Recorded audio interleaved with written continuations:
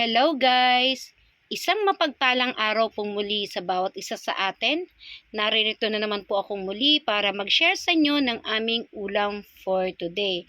Guys, ito po yung ating mga ingredients. Meron po tayong piniritong bangus, sibuyas, kamatis, okra, sigarilyas, dahon ng saluyot, miso at ito pong ating kalabasa.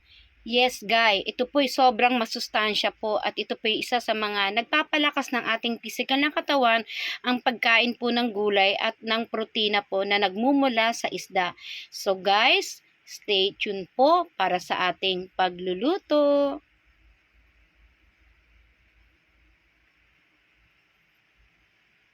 Meanwhile, Hello guys, mag-start na po tayo.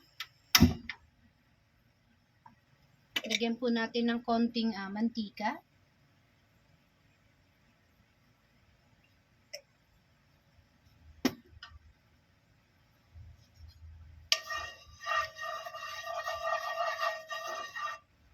So, ilagay na po natin yung ating sibuyas.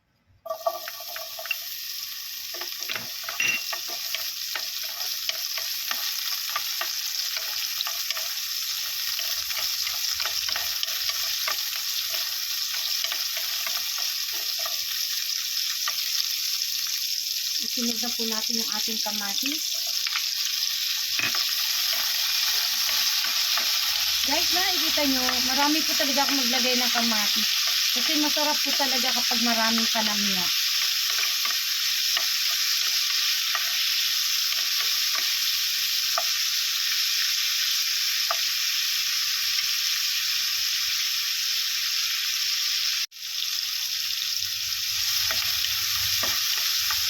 Isunod na po natin yung ating miso. Kasi ito po ay pampalapot.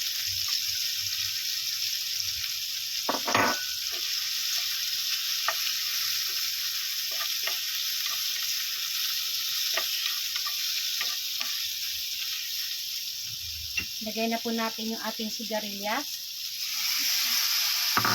yung ating okra,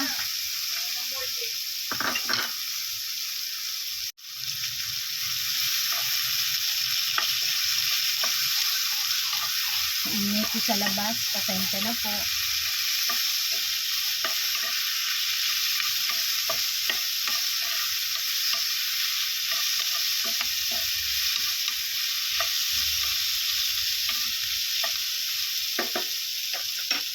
Then, ilagay na rin po natin yung ating kalabasa.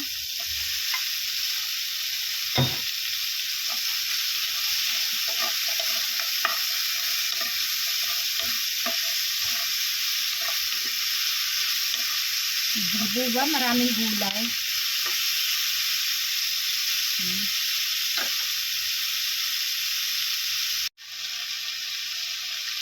Lagyan po natin ng konting toyo lang.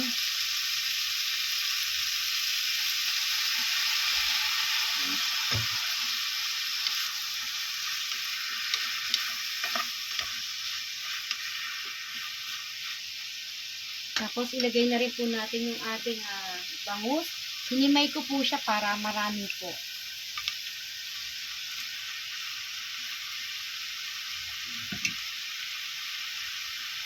And then, lagyan na po natin siya ng tubig.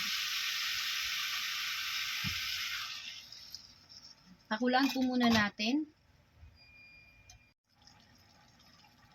Habang kumukulo po siya, lagyan din po natin siya ng oyster sauce para medyo manamis-namis po yung ating gulay.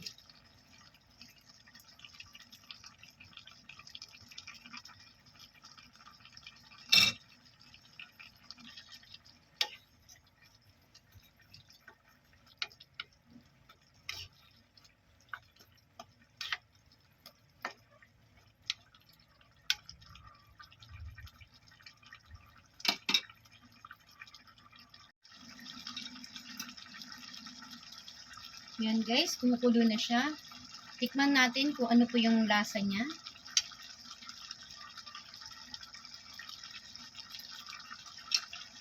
Mag-additional lang po tayo ng konting asin.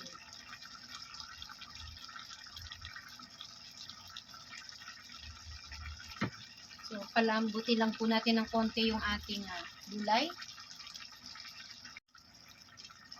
Lagyan na po natin yung ating dahon ng saluyot.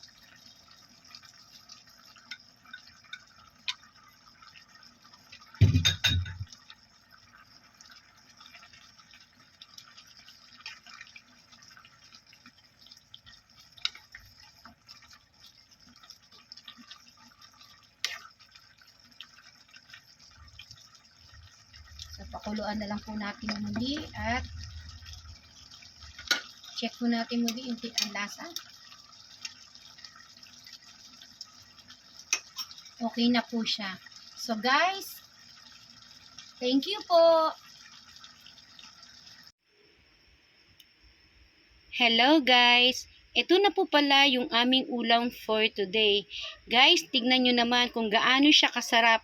Umuusok-usok pa po yan. Tignan nyo po. Kakahango lang po niyan.